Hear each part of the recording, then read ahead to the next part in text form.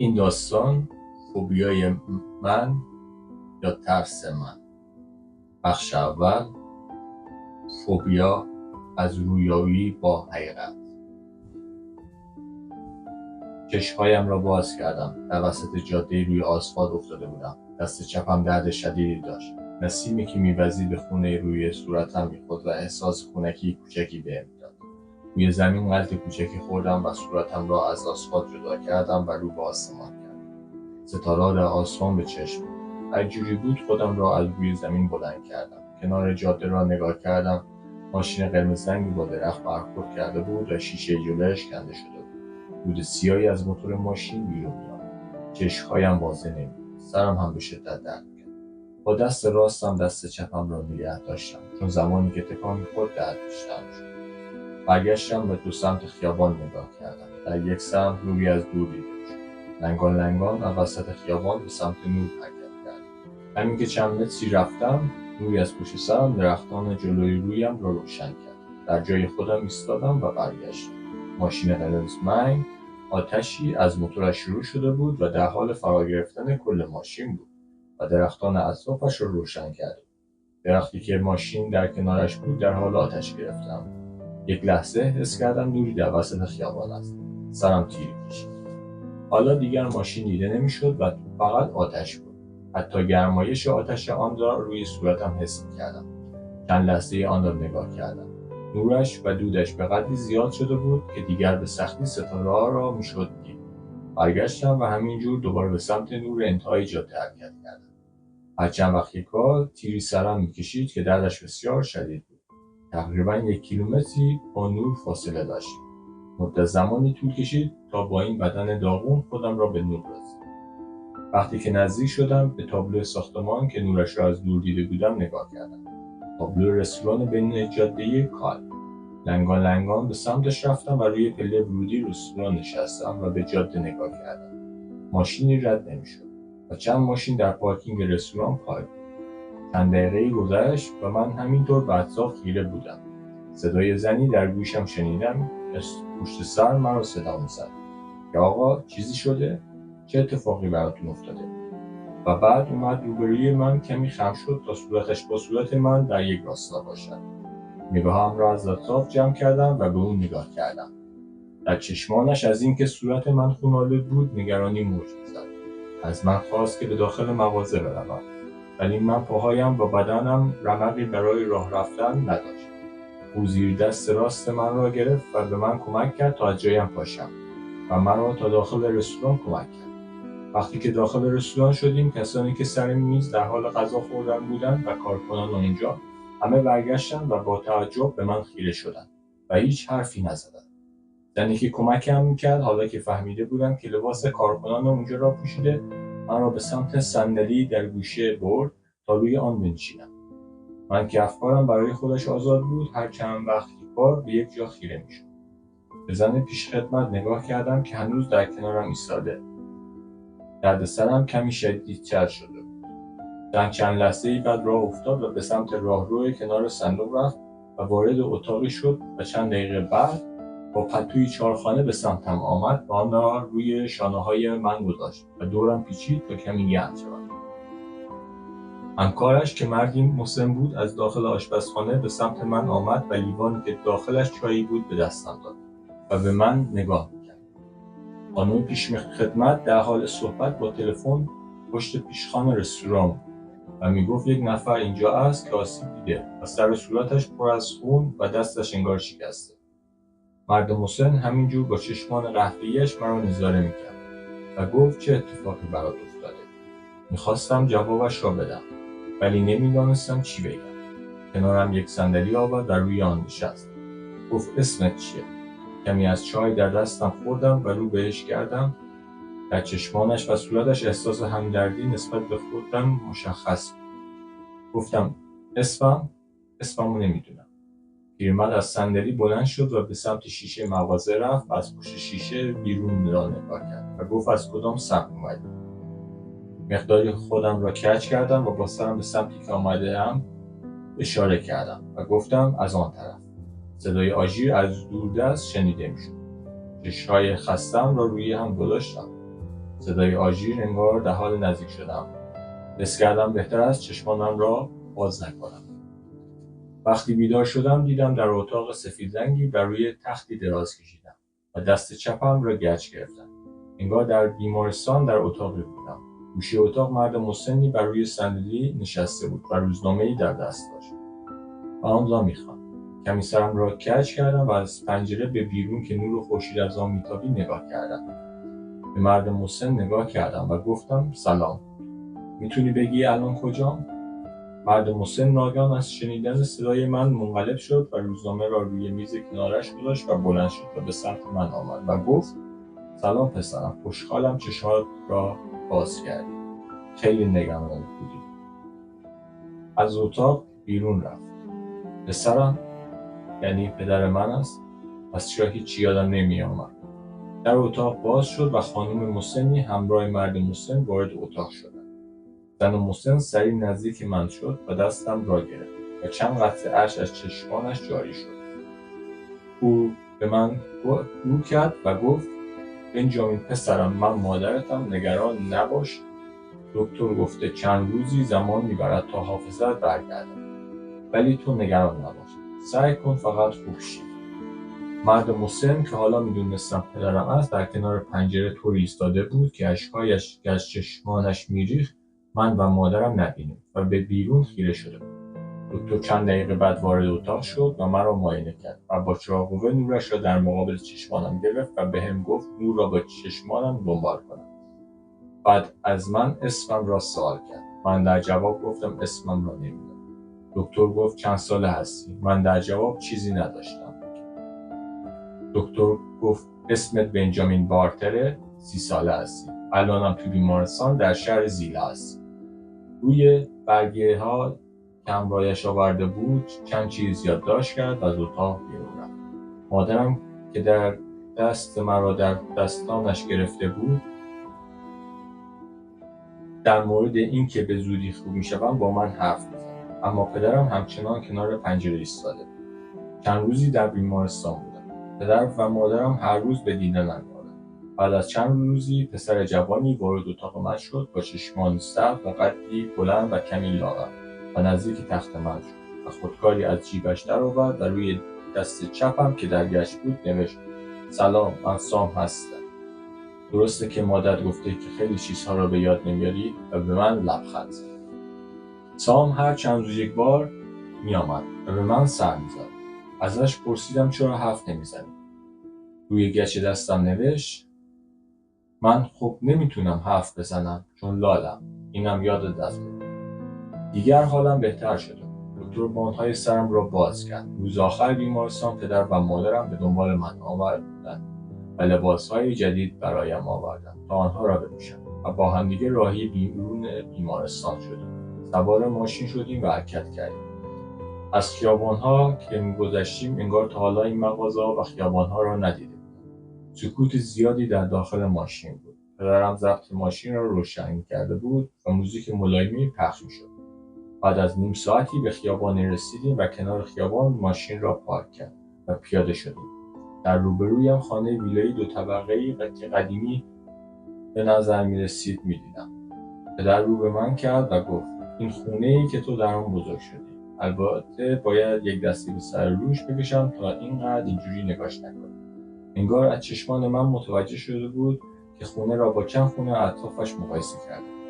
وارد خونه شد. روی خوبی میداد. حس می‌کردم تمام عمرم در آن بودم و احساس وابستگی خاصی به آن داشتم.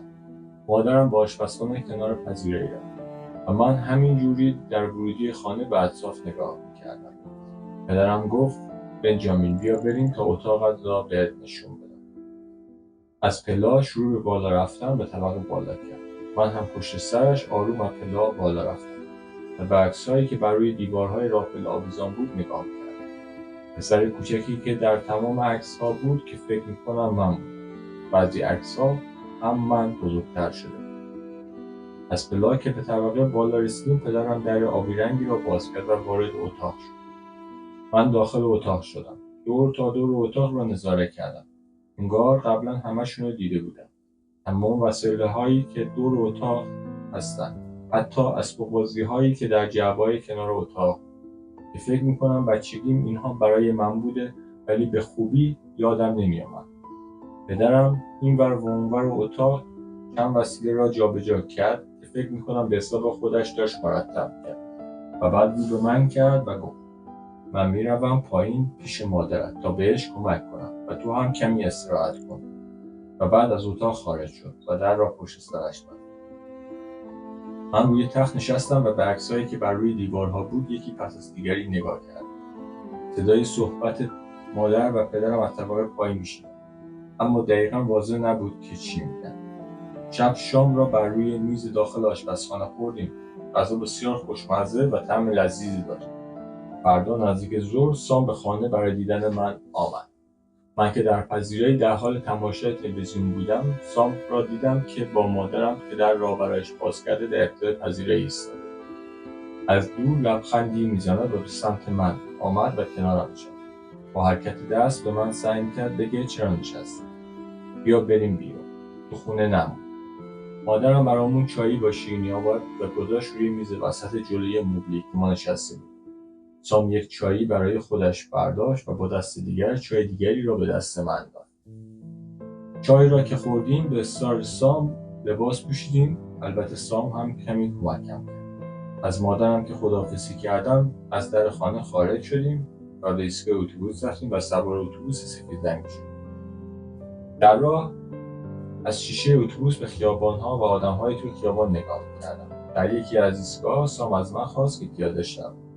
چند باری سعی کرد تا بتونه به من بفهمونه که میخواد باهاش برم سر کارش و اونجا باشم تا کارش تمام بشه. محل کارش زیاد دور نبود. شیرینی پزی بسیار بزرگی بود که نزدیک به 20 نفر در آن در حال کار بود. سامی برای من در کنار میزی که در آن کار میکرد صندلی آورد و من روی اون نشستم. به کار کردن اون نگاه میکردم. زمان کارش خنده ملایمی بر لباش داشت. انگار از کارش بسیار لذت می‌برد. یه شیرینی که درست کرده بود درون بشقابی گذاشت و برای من آورد. شیرینی‌هایش بسیار خوشمزه‌تر از آنچه که فکر می‌کردم. از شیرینی همکارش که کنار او بود یکی برمی‌داشت، ولی به آن خوشمزه‌ای که سامی درست کرد نبود. شاید به خاطر اینکه با عشق آنها را درست می‌کرده خوشمزه‌تر می‌شد، وگرنه هر دو یک شکل داشت و با یک مواد درست. نزدیک ظهر سامی از مدیرش مرخصی گرفت و به پارکی که در کنار دریاچه مصنوعی بود رفتیم و سامی با دستهایش با من در حال صحبت. دستهایش را به این ور و آن ور می‌برد، ولی من متوجه بعضی چیزهایی که می‌خواست من بفهمم نمی‌شدم. من بهش لبخندی می‌زدم تا ناراحت نشه. کنار دریاچه روی نیمکتی نشستیم و فقط نگاه می‌کردم به دریاچه. چه حس خوبی. نمیدونم قبلا اینجا آمده بودم یا نه. موقع برگشت سامی یک تاکسی زد و با حرکت دستش نگه می‌دارد و ما سوار تاکسی می‌شویم و اول خودش در بین مسیر در جلوی منزلش که یک آپارتمان نقطه داخل یک مجتمع است پیاده می‌شود و همینطوری که با حرکت دستهایش با ایما اشاره با من خداحافظی می‌کند کرایه من را حساب می‌کند و می‌رود. و چند دقیقه بعد من هم در به منزل با تاکسی میرسم و از راننده تشکر میکنم و پیاده میشم. همینطور که دارم در به تاکسی را میبندم برمیگردم میبینم یک زن و شوهر که تقریبا همسن پدر و مادرم هستند از خانه‌مان بیرون میآیند. زن در حال گریه است و شوهرش دست زن را در دستانش گرفته به سمت من میآید. هم که نزدیک من میشوند لحظه ایست میکنم. مرد مسن که موهای سفیدی دارد دستش را روی شونه‌ی من می‌گذارد و در چشمانم چند لحظه نگاه می‌کند و بعد به راه خودشان با سمت خیابان ادامه می‌دهند و سوار اتومبیل قهوه‌ای کشیده‌ای می‌شوند و می‌روند. به سمت خانه حرکت می‌کنم. مادرم از پشت پنجره من را نظاره می‌کند. نزدیک خانه که می‌شوم از پشت پنجره می‌رود. در را باز می‌کنم و می‌روم تو خونه. مادرم از تو آشپزخانه صدا میزند بنجامین چای یا قهوه میخوری؟ من در جواب قهوه را انتخاب کنم و بعد روی مبل داخل پذیرایی میشینم و تلویزیون را روشن کنم. یک مستند حیات وحش در حال پخش است. مادرم از آشپزخانه با قهوه و چند عدد بیسکویت در جلویم میآید. قهوه را چند جرعه میخورم و از مادرم در مورد زن و شوهری که قبل از من از خانه به بیرون رفتن میپرسم، ولی مادرم در جواب میگوید یکی از آشنایان بودند و در همین حد اکتفا میکند و ادامه نمیدهد. بهش گفتم پس چرا گریه میکرد خانم؟ میگه یه اتفاق بد براشون افتاده که باعث ناراحتیشون شده و بعد از گفتن اینها به سمت آشپزخانه رفت.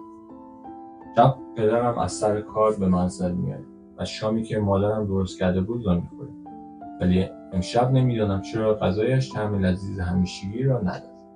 چون سرم کمی درد میکرد به اتاقم رفتم و از قرصی که دکتر داده بود خوردم و به خواب رفتم. چند روزی گذشت. یک روز صبح که از این که در خانه ماندن خواسته شده بودم از مادرم در مورد اینکه کسب و کارم چی هست پرسیدم و در جواب به من گفت که یک کتاب فروشی داشتی، ولی چون مدت مداوای تو طولانی شد مجبور شد پدرت مغازه را به صاحبش برگرداند و کتابها را داخل یک انبار گذاشت. مادر رو به من کرد. آدرس انبار را که پرسیدم در جواب گفت در انبار یکی از آشنایان گذاشت. خواستم برم پیش سام بهش سری بزنم، ولی چون حس میکردم که شاید به خاطر من از کارش فاصله بگیرد نرفتم. چند وقتی را به پدرم که یک مکانیک بود به گاراژ محل کارش میرفتم و بهش کمک میکردم تا اینکه یک روز به شدت سردرد شدیدی گرفت و ازش خداحافظی کردم و به خانه آمدم و روی تخت اتاقم دراز کشیدم و به خواب رفتم. نصف شب از خواب بیدار شدم. در ذهنم همه چی به صورت در حال رشد شدن. تمام خاطرات، تمام اتفاقات، خاطراتم از اتاقم و خانه، پدر، مادر در حال طراحی شدن. خاطراتی از ازدواجم با دختری بسیار زیبا به اسم لیا، با چشمای درشت، صورتی مصدوم و غمی کوتاه‌تر از من، که ما در خانه خودمان دیوارهای شیری رنگ داشت زندگی می‌کردیم. یاد خاطرات بچگی یا از زمان بچگی با من و سام دوست بوده و ما همیشه ستا با هم دوست بودیم. حتی اینم یادم آمد که من و لیا در حال تزیین اتاق کودک در همان خانه خودمان بود، چون لیا حامله بود. من و لیا خیلی از این بابت بسیار خوشحال بودیم و حتی زندگیمون شادتر از قبل شده بود. مادرم را بلند صدا زدم. مادر و پدر سراسیمه وارد اتاق شدم و به اونا گفتم لیا کجاست؟ مادرم اشک در چشمانش جمع شد و حقیقت گریه‌اش بند نمی‌آمد. پدرم روی تخت کنار من نشست و دستم را گرفت و با دست دیگرش روی شانه‌های مادرم گذاشت و گفت چند وقت پیش شما به یک سفر کوتاه برای تفریح رفته بودید. در هنگام برگشت به خاطر لغزندگی جاده منحرف شدید و با یک درخت برخورد کردید و از ماشین به بیرون پرت شدید. متاسفانه لیا داخل ماشین مانده بود. دکترش گفت در هنگام آتش به خاطر اینکه دود آتش موتور در ماشین پیچیده بود او به حالت اغما فرو رفته بود و درد زیادی حس نکرده. زمانی که این را پدرم گفت تمام وجودم از درد پر شد. نمیتوانستم از درد زیاد حتی فریاد بزنم. عشق تمام زندگیم، عشقی که حتی از زمان بچگی با من بوده، حالا دیگه در کنارم. اشکهایم از چشمام سرازیر شد. جلوی صورتم را با بالش گرفتم و اشک گرفتم. مادرم مرا در آغوش گرفت و کمی نوازش کرد. پدرم همینجور در کنارم نشست. چشمانم را فقط با بالش چسباندم تا اشکهایم با بالش یکی شود. چرا من نتوانستم که لیا را نجات بدم؟ چرا من بچه‌مو نجات ندادم؟ از خودم بدم میاد. تمام عاطفه و عشقهایم در زندگی را از کنارشون رد شدم و اصلا متوجه نشدم که چه دارد بر سرشان میاد. به لیا و بچه‌ام که در آتش آنها را از من جدا کرده بود همیشه فکر میکردم. ای کاش میفهمیدم و از ماشین بیرونشان می‌آوردم و یا ای کاش من هم داخل ماشین میبودم.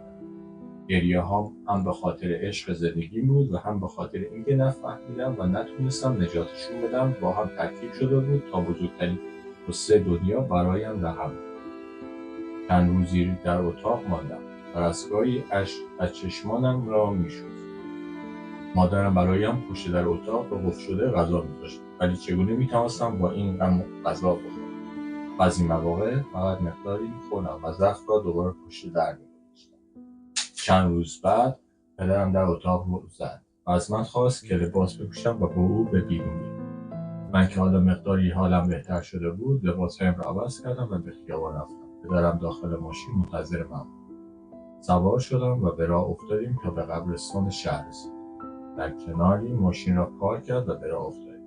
و من چون می‌دانستم داریم برای چه می‌رویم چیزی نگفتم و فقط چون لحظه دیدن قبر لیای عزیزم و فرزندم نزدیک بود اشک‌هایم جاری شد. ولی سعی می‌کردم که صدای حقیقم در نیاید تا بیشتر باعث ناراحتی پدرم نشد.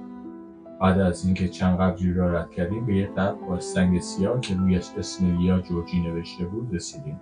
به ناخودآگاه پاهایم سست شد و بر روی زانوهایم نشستم و سرم را در دستانم گرفتم و اشک‌هایم جاری‌تر شد.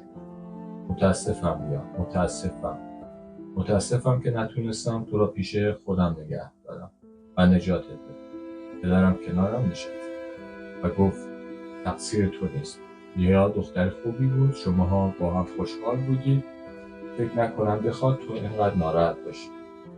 نیم ساعتی را آنجا بودیم. در راه برگشت پدرم در ماشین گفت دکتر گفته بود چیزی بهت نگیم چون اون موقع تو شوک بود و ممکن بود برات بد باشه. تمام دوستانش می‌دونستن و حتی پدر و مادر لیا تو را مثل پسر خودشان دوست داشتن و بسیار مراعات حالت را کردن و حتی از ما خواستن برای خاکسپاری نیم تا زمانی که تو حالت به حالت عادی برگردد و خوب شود. درسته عزیزانمان بودن. منم لیا رو خیلی دوست داشتم ولی تقدیر زندگی این بود. الان دیگر همه چی رو میدونی. سعی کن زندگی جدیدی را برای خودت بساز. بعد از چند دقیقه وایساد و پیاده شد. دیدم خونه من و لیا. خانه ویلای نقلی با 2 درخت بزرگ بلود در دو طرفش.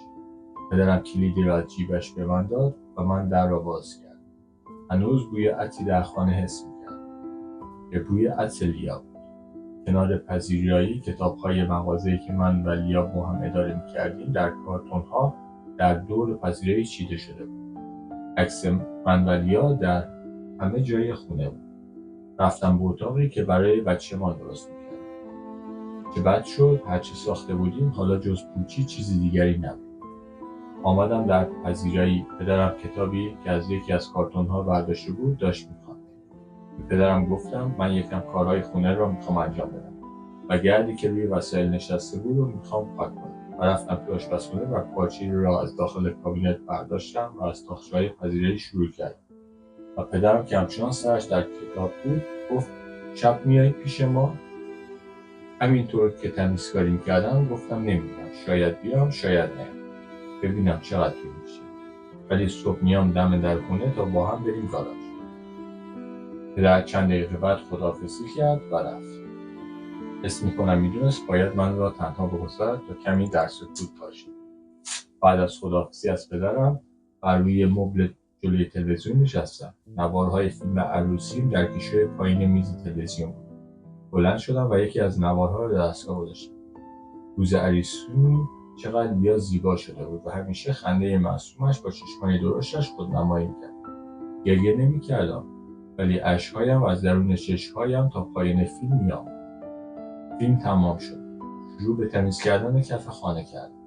چند ساعت بعد که هوا تاریک شده بود زنگ خونه به صدا درآمد و من در را باز کردم. دیدم سامی با بسته‌ای که مشخص بود داخلش مقداری خوراکی است دم در ایستاده و حرکتی نمی‌کرد. منتظر عکس‌العمل من بود. فکر می‌کرد چون به من در مورد لیا و اتفاقات چیزی نگفته ازش ناراحتم. مطمئنم پدرم بهش چیزی گفته و گفته بیاد پیش من. کمی جلو رفتم و بغلش کردم و بعد داخل خونه دعوتش کردم.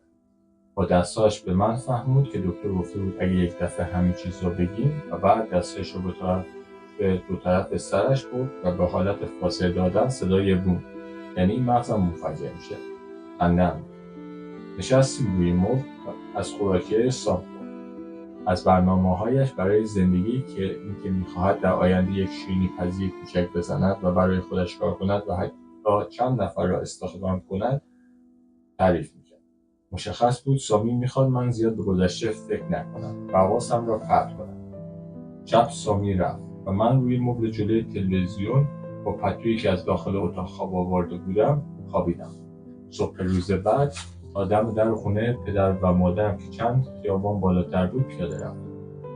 پدرم تو باغچه جلوی در خونه ایستاده بود و چند گل خشک شده را می‌کرد و دستت داشتن می‌کرد. سلام کرد.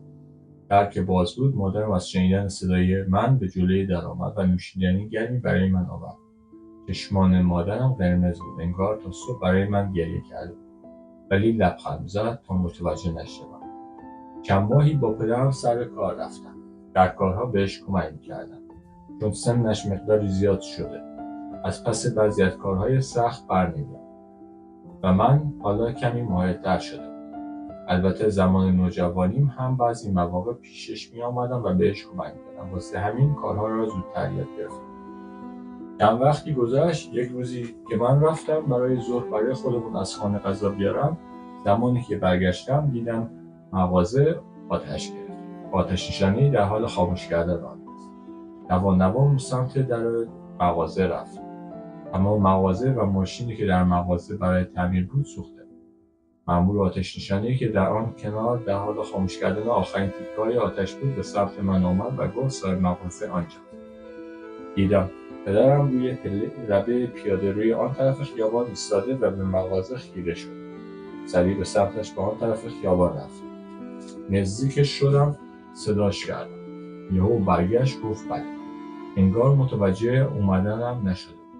پرسیدم چرا اینجوری شده؟ گفت گازی که در کنار گاراژ بود مثل اینکه بر اثر فرسودگی نشتی پیدا کرده بود و من زمانی که مشعل جوش را روشن کردم آتش گرفت. سعی کردم با کپسول آتش نشانی در گاراژ خاموشش کنم، ولی زود کپسول تمام شد. با آتش قسمت‌های دیگر مغازه را در بر گرفت و من چون دیدم از دستم کاری بر نمی‌آمد به بیرون آمدم و فقط با آتش نشانی زنگ زدم. ناراحتی در چشمان پدرم دیده می‌شد. بعد از خاموش کردن آتش به داخل مغازه رفتیم. از وسایل هیچ چیز سالم نمانده بود و ماشین در گاراژ به کل نابود شد. در گاراژ را هر جوری بود بستیم. در طول راه به سمت خونه پدرم صحبت خاصی نکرد و زمانی که به خانه رسیدیم پدرم کل ماجرا را به مادرم گفت. پدرم روی مبل نشست و من در کنارش. مادرم برایمان 2 نوشیدنی خنک و شیرین آورد و جلوی ما روی مبل دیگری نشست و گفت نگران چی هستی؟ بیمه خسارت همه چی رو می‌ده. این همه مدت پول بیمه دادی. طبیعی است باید پیگیر بیمه مغازه شد. پدرم آهی کشید و گفت نزدیک 6 ماه است بیمه مغازه تمام شد و من تمدیدش نکردم. حق خسارت به من تعلق ندارد. همه چیشو باید خودم درست کنم. مادرم رفت و دفترچه حساب پس‌اندازش را آورد و داد دست پدرم و گفت با این میشه درست شد. پدرم نگاهی به دفترچه کرد و گفت این خیلی کم. خرجام خیلی بیشتر از این است. برگشتم به پدرم گفتم که خانه خودم را میفروشم تا تو بتونی مغازه را درست کنی و خسارت ماشین داخل مغازه را بدی و برای مدتی برمیگردم به اتاق بچه. پدرم مخالفت کرد و گفت نه، اول خونه توست و برای تو است، تو نباید بفروشیش. همینجوری که نوشیدنی را سر می‌کشید برگشت گفت زمین خونه پدریم تو روستای سیتراکو اگه بفروشیم همه چی درست میشه. پدرم بچگیش رو در سیتراکو بوده. من زمان بچگی با آنجا میرفتم که شامل یک زمین کشاورزی در دور خانه بود و خانه در وسط زمین کشاورزی. حتی چندین بار قدیم خانواده لیا و سام هم آمده بودن و خیلی خوش می‌گذشت. و ما در کنار دریاچه کوچکی در نزدیکی زمین بود هر روز میرفتیم و دنبال قورباغه‌های اونجا بودن میکردیم. خونه از چوب ساخته شده و عمر طولانی داشت. بعد از مرگ پدر و مادر پدرم شایعاتی چند سال بعدش پیچید. مردم محلی میگفتن و پدرم که به آن عقیده داشت باعث شد دیگه به آنجا نره. حتی زمین کشاورزی هم دیگه اجاره نکرد. البته چند بار قبل از شایعات زمانی که در خانه بودیم صدای خنده آرومی شنیده بودیم که پدرم میگفت صدای باد است. یک باره به کل دیگر با آن خانه نرفت که باعث دامن زدن به شایعات بیشتر شد. چند سالی پدرم ملک را برای فروش گذاشت ولی چون شایعات زیاد بود مشتری برایش پیدا نشد. پدرم گفت اگه بتونیم خانه را خراب کنیم میتوانیم تمام شایعات را تمام کنیم. و زمین را بفروشیم تا هم مغازه را درست کنم و هم خسارت مالک ماشین را. ولی تخریب هزینه زیادی دارد و خودم باید انجام بدم. رو کردم به پدرم و گفتم آخه با این سن که تو نمیتونی بری خونه به این محکمی رو خراب کنی. یک جوون نیاز داری. من میرم و خونه را یک جوری از بین میبرم. پدرم بعد از کمی مخالفت رضایت داد که من برم، ولی گفت همراهت باشه و اینکه وارد خانه نشو، چون شاید خانه توی این مدت که ما دیگه نرفته بودیم پوسیده شده باشد و شاید شایعات درست باشه. فردای آن روز به سر کار سام در شینی پزی رفتم و از او خواستم با من. او بدون کوچکترین درنگی از مدیر شینی فروشی تقاضای مرخصی چند روز کرد و مدیرش که از کار سامی راضی بود بدون سوال قبول کرد که سامی چند روزی مرخصی بدهد و حتی نصف حقوقش را بهش داد. من به خانه آمدم. پدرم وسایل برای سفر و چادر زدن برای من و مقداری لوازم کار در گوشه کنار در ورودی خانه گذاشته بود و آماده کرده. کلید ماشینش را هم روی پذیرایی گذاشته بود. صبح که شد صبحانه را در آشپزخانه خوردیم. مادرم خوشحال بود دوباره کنار هم داریم صبحانه را میخوریم. بعد از صبحانه پدرم از ما خداحافظی کرد و با تاکسی به سمت گاراژ رفت تا کمی به وضعیت مغازه سر و سامان بدهد و وسایلی که دیگر قابل استفاده نبود را به دور بیاندازد. مادرم مقداری قهوه در فلاکس ریخته بود. من که داشتم وسایل و ابزارالات را در ماشین می‌گذاشتم آن را جلوی ماشین گذاشت و بعد رفت چند تکه کیک درون ظرف کرد و آورد که در راه من و سام بخوریم و بعد از خداحافظی از مادرم به دنبال سام رفتم. سام را هم از در خونه‌اش سوار کردم و به سمت اولین خروجی شهر رفتیم. جاده‌ای که به سمت سیتساکو میرفت رفتیم. سیتساکو شهر کوچکی که خانه‌های کشاورزی تا 3 کیلومتری‌اش واقع شده. در جلوی مغازه ایستادیم و به سام گفتم ببین چه می‌خوایم که بگیریم. مغازه کوچکی در شهر با تابلو کوچکی بسته در آن. به داخل مغازه رفتیم. در را که باز کردم صدای قشقشی داد که از قدیمی بودن در مغازه و روغن نداشتن لوله‌هایش بلند شد که فروشنده از صدای قشقش در متوجه ورود من شد. مرد میان سالی که پشت داخل مغازه بود و با یکی از مشتریانی که چند بسته خریده بود در حال صحبت کردن بود. هر دو رو به من کردند و من را برای چند لحظه‌ای نگاه کرد. فروشنده به من خوش آمد گفت و به ادامه حرفش با مشتری ادامه داد. سام هم وارد مغازه شد و من و سام وسایلی را که برای کمی لازم داشتیم از بین قفس‌ها برداشتیم و به سمت صندوق‌دار رفتیم که پول وسیله‌ها را حساب کنیم. فروشنده رو به من کرد و گفت چهره‌ات خیلی آشنایی. مال این اطرافی؟ گفتم پسر جورج بارتر. فروشنده گفت آها تو پسر جورج بارتری، چقدر بزرگ شدی، اصلا نشناختمت. کجا میخوای بری؟ برمیگردم همین جوری وسایل را که دارم روی پیشخوان صندوق میگذارم میگم خونه قدیمی بیرون شهر. فروشنده آهایی میگوید و قیمت‌های روی اجناس را حساب میکند و مبلغ را به من میگوید. عجیبا مقداری پول در میآورم و به او میدهم. فروشنده وسایلی را که گرفتیم را در چند پاکت میگذارد و به دستمان میدهد و میگوید خدا پشت پناهت. کمی که از او دور میشوم فروشنده با مشتری شروع به صحبت و پچ‌پچ کردن میکند و من و سام را زیر چشمی هر دوشان بعضی مواقع نگاه میکنند و ما از مغازه خارج میشیم و وسایل را پشت ماشین میگذاریم و سوار ماشین که میشویم میبینیم همچنان مغازه‌دار دارد ما را نگاه میکند و ما به راه میافتیم. در راه سام با اشاره میگوید اینا چرا اینجوری بودن؟ در جواب میگم خرافاتیه. ضبط ماشین را روشن میکنم. آهنگ ملایمی در حال پخش است. جاده با پیچ و خم ملایمی که در یک سمتش زمین کشاورزی که گندم‌های آن بلند شده و زرد رنگ شده و در سمت دیگرش جنگلی با درختان بلند و سبز است. صدای موزیک و طبیعت جاده حالت خاصی دارد. در ذهنم به گیاه فکر میکنم که طبیعت این جاده را چقدر دوست دارم. در زمان بچگیمون هر موقع به این جاده میرسیم از داخل ماشین فقط به جلو و گذر آن تماشا کنیم و بعضی مواقع سرش را از شیشه بیرون میکرد و چشمانش را می‌بست.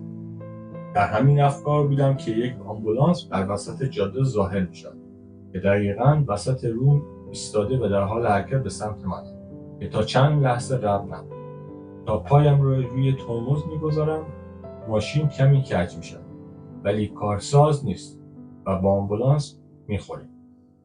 آمبولانس به صورت مه غلیظی از هم می‌پاشد و در باد غوطه‌ور می‌شد و چند لحظه بعد دیگر مه وجود ندارد و آمبولانسی دیده نمی‌شد.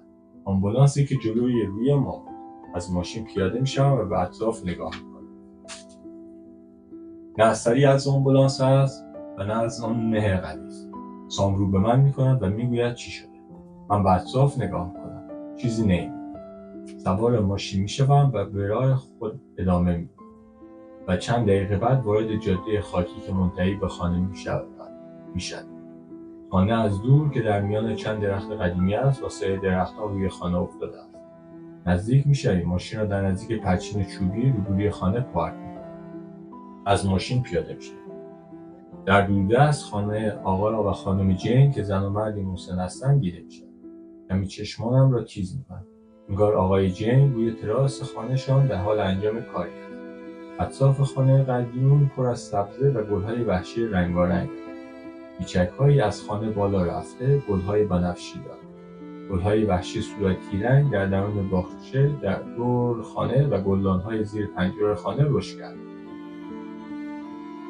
خاطرات چند سال پیشم به جلوی رویم می‌آید که لیا از بین گل‌ها قدم می‌زند و دستش را به آرامی بر سر گل‌ها می‌کشد و مرا صدا می‌زند و می‌گوید بیا این گل را ببین که چقدر زیباست.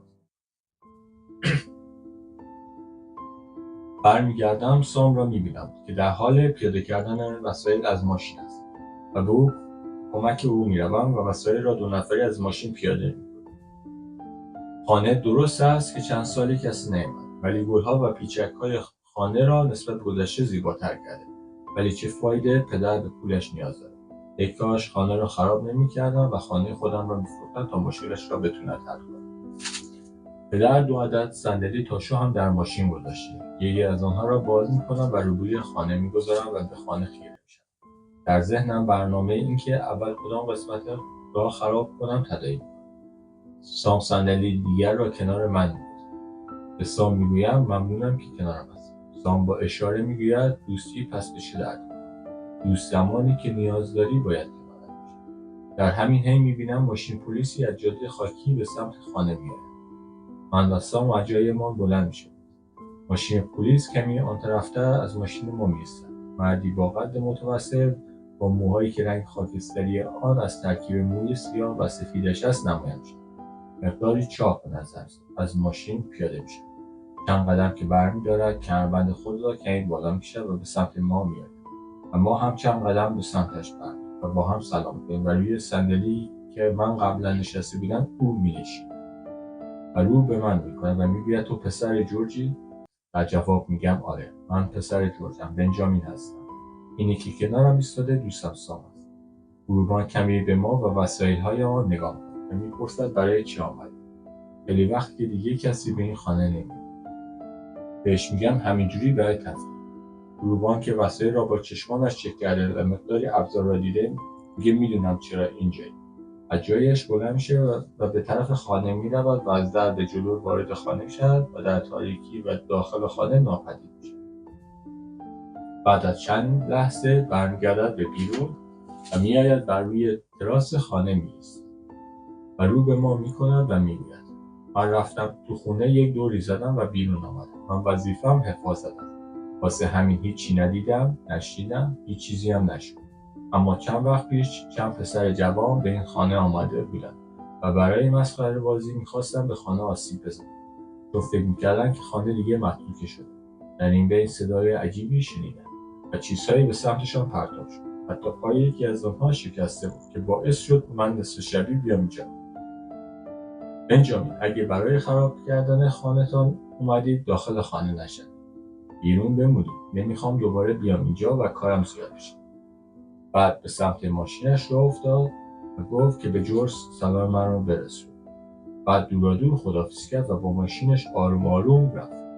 سام رو به من کرد و با حرکت اشاره میگه راست میگه رو به سام که چشمانش گرد شده بود میکنم، میگم نمیدونم، ولی یک چیزهای اتفاق افتاده بود. حالا مشکل از چی بود دقیقا نمیدونم. البته منم فقط شنیدم و بعد رفتم از صندوق عقب ماشین چادر را برداشتم و چادر را 2 نفری رهبار کردیم. هوا که حالا خورشید در حال غروب کردن بود و کمی تاریک شده بود، منقل قدیمی را از کنار یکی از درختان بود برداشتم و درونش چند تکه چوب انداختم و آتش را روشن کردم. فانوس را سام بالای چوبی گذاشت و در زمین فرو کرد و نورش اطرافش را روشن کرد. حالا که آتش چوب‌ها کاملا سوخته بود، چند هات‌داگی را که از مغازه خریده بودیم روی زغال‌ها گذاشتیم تا پخته شد. شامو که خوردیم، سام که روی صندلی نشسته بود عکسی در دستش بود. از او پرسیدم عکس کیه؟ عکس را به من نشان داد. عکس یک دختر. ازش میپرسم این کیه؟ با حرکت اشاره به من میفهمونه که این دختر همسایه الانش و این که اون رو دوست داره، ولی تا حالا نتونسته بهش بگه که بهش چه احساسی داره. همینجور که عکس را نگاه میکرد بهش گفتم چرا نمیری بهش بگی؟ سام شانه‌هایش را بالا انداخت و به من فهموند که شاید اون من رو نخواد و جواب منفی بده. شاید حتی اگه بهش بگه حتی دیگه نخواد اونو بگه. من چون فکر میکردم شاید حق با سام باشه، چون به حال داد هست شاید دختره این رو بدونه و جوابش باعث اندوهگیر شدن سام بشه و حس میکردم سام از شنیدن جواب رد میترسه و توقع شنیدن چنین جوابی را ندارد. چیزی دیگر نگفتم و ادامه ندادم.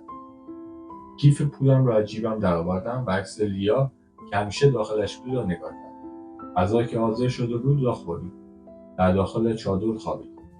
صبح با صدای پرنده‌ها از خواب بیدار شدم. یک دستشویی بیرون خانه در چندمتری خانه در راهرویی که دری قدیمی سیاه رنگ داشت به سمتش رفتم. شیر آب را باز کردم. چند لحظه طول کشید تا آب بیاید. اولش کمی گلالود بود و بعد از چند لحظه آب زلال شد و صورتم را شستم. در آینه بالای روشیری به چهره خودم خیره شدم و در چشمانم برق قدیم کمتر دیده می‌شد و غصه درونش رخنه کرد. برمیگردم پیش چادر. سامی که بیدار شده و خمیازه عمیقی بیرون چادر میکشد به سام صبح بخیر میگم و سام با دستش جوابم را میده.